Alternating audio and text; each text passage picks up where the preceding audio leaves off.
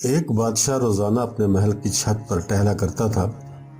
ایک دن محل کے قریب والے گھر میں نظر پڑی تو ایک خوبصورت عورت کو دیکھ کر اس کے حسن و جمال کا دیوانہ ہو گیا۔ باندی سے پوچھا، یہ کون ہے؟ باندی نے بتایا، حضور یہ آپ کے غلام فیروز کی بیوی ہے۔ بادشاہ نے فیروز کو بلایا۔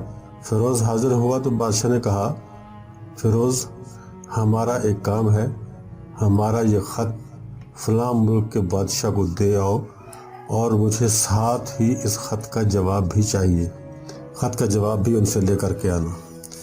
فیروز نے بادشاہ کو کہا، جو حکم سرکار، آپ کا جو حکم وہ میری سر آنکھوں پر، اور اس خط کو لے کر گھر واپس آ گیا۔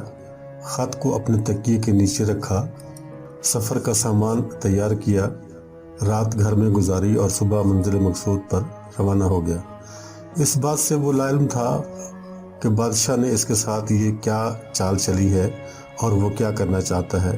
ادھر فیروز جیسے ہی نظروں سے اوجھل ہوا، بادشاہ آہستہ سے فیروز کے گھر کی طرف روانہ ہوا اور وہاں پہنچ کر اس نے فیروز کے گھر کے دروازے پہ دستک دی۔ فیروز کی بیوی نے پوچھا، کون ہے؟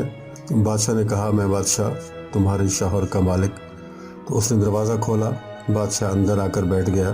فیروز کی بیوی نے حیران ہو کر کہا، آج بادشاہ سلامت یہاں ہمارے غریب خانے میں، یہ کیسے ممکن ہے؟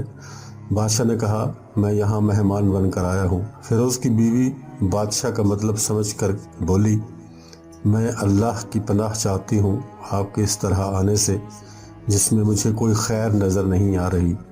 بادشاہ نے غصے میں کہا، اے لڑکی، یہ تم کیا کہہ رہی ہو؟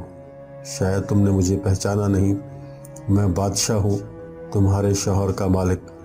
فیروز کی بیوی نے کہا، بادشاہ سلامت، میں جانتی ہوں کہ آپ ہی بادشاہ ہیں، لیکن بزرگ کہہ گئے ہیں کہ اگر کھانے میں مچھر گر جائے تو اسے مت کھاؤ، اگر نظر میں نہ آئے تو کھایا جاتا ہے، مگر میرا دل بھی کرتا ہے کھانے کو، تب بھی میں نہیں کھا سکتی۔ شیر کو جتنی بھی زیادہ بھوک لگی ہو وہ پھر بھی مردار نہیں کھاتا۔ بادشاہ سلامت، تم اس کٹورے میں پانی پینے آ گئے ہو جس میں تمہارے کتے نے پانی پیا ہے۔ بادشاہ اس عورت کی باتوں سے بڑا شرمسار ہوا اور اس کو چھوڑ کر واپس چلا گیا، لیکن اپنی چپل، اپنے جوتے وہیں پر بھول گیا۔ یہ سب تو بادشاہ کی طرف سے ہوا۔ اب فیروز کو آدھے راستے میں یاد آیا کہ جو خط بادشاہ نے اسے دیا تھا وہ تو گھر پر ہی چھوڑ آیا ہے۔ اس نے گھوڑے کو تیزی سے واپس موڑا اور اپنے گھر کی طرف بھاگم بھاگ لپکا۔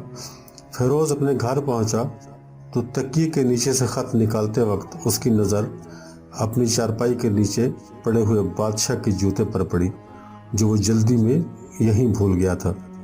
فیروز کا سر چکرا کر رہ گیا اور وہ سمجھ گیا کہ بادشاہ نے اس کو سفر پر صرف اس لیے بھیجا تاکہ وہ اپنا مطلب پورا کر سکے۔ فیروز کسی کو کچھ بتائے بغیر چپ چاپ گھر سے نکلا، خط لے کر اپنی منزل کی طرف روانہ ہو گیا اور کام اپنا مکمل کر کے دوسرے بادشاہ سے خط کا جواب لے کر واپس آیا تو بادشاہ نے انعام کے طور پر اسے 100 دینار دیے۔ فیروز دینار لے کر بازار گیا اور عورتوں کے استعمال کے قیمتی کپڑے اور کچھ تحائف بھی خریدے۔ گھر پہنچ کر بیوی کو سلام کیا اور کہا، چلو تمہارے میکے چلتے ہیں۔ بیوی نے پوچھا، یہ کیا ہے؟ کہا، بادشاہ نے انعام دیا ہے اور میں چاہتا ہوں کہ یہ پہن کر تم اپنے گھر والوں کے پاس اپنے ماں باپ کے سامنے جاؤ اور ان کو بھی دکھاؤ۔ بیوی بولی، جیسے آپ چاہیں۔ بیوی تیار ہوئی اور اپنے والدین کے گھر اپنے شوہر کے ساتھ روانہ ہوئی۔ داماد اور بیٹی اور ان کے لیے لائے گئے تحائف کو دیکھ کر وہ لوگ بہت خوش ہوئے۔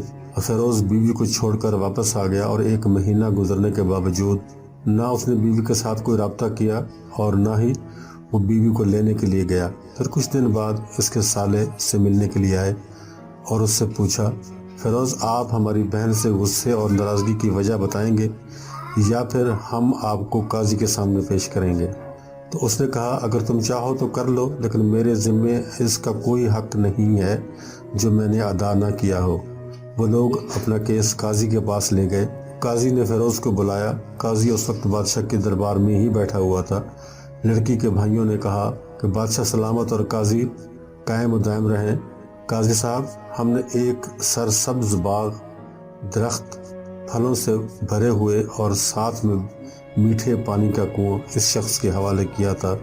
انہوں نے فیروز کی طرف اشارہ کیا تو اس شخص نے ہمارا باغ اجاڑ دیا، سارے پھل کھا لیے، درخت کاٹ دیے اور کنویں کے پانی کو خراب کر کے اس کنویں کو بھی مٹی سے بھر دیا۔ قاضی نے فیروز کی طرف متوجہ ہو کر پوچھا، ہاں تو لڑکے تم کیا کہتے ہو اس بارے میں؟ فیروز نے کہا، قاضی صاحب، جو باغ مجھے دیا گیا تھا وہ اس سے بہتر حالت میں نے انہیں واپس کیا ہے۔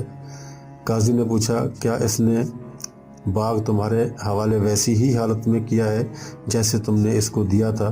انہوں نے کہا، جی ہاں، ویسی ہی حالت میں واپس کیا ہے، لیکن ہم اس سے باغ واپس کرنے کی وجہ پوچھنا چاہتے ہیں۔ قاضی نے کہا، ہاں فیروز، تم کیا کہتے ہو اس بارے میں؟ فیروز نے کہا، قاضی صاحب، میں نے باغ کسی بغض یا نفرت کی وجہ سے نہیں چھوڑا، بلکہ اس لیے چھوڑا کہ ایک دن میں باغ میں آیا تو اس میں نے شیر کے پنجوں کے نشان دیکھے تو مجھے خوف محسوس ہوا کہ کہیں شیر مجھے کھا نہ جائے۔ اس لیے شیر کے اکرام کی وجہ سے میں نے باغ میں جانا بند کر دیا۔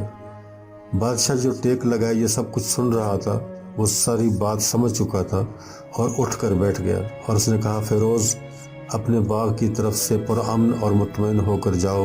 واللہ اس میں کوئی شک نہیں کہ شیر تمہارے باغ میں آیا تھا، لیکن وہ وہاں پر نہ تو کوئی اثر چھوڑ سکا اور نہ ہی کوئی پتا وہاں سے توڑ سکا اور نہ ہی کوئی پھل وہاں سے کھا سکا۔